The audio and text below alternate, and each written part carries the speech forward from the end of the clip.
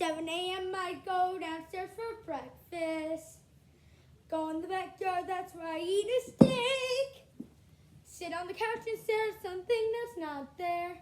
Then I lay on your laptop so you can't do. Then I lick my butt, then to my legs some more. Then I lay upside down, right on the bathroom floor. Then I wait the same way, right by the downstairs door, into the couch where I've always been.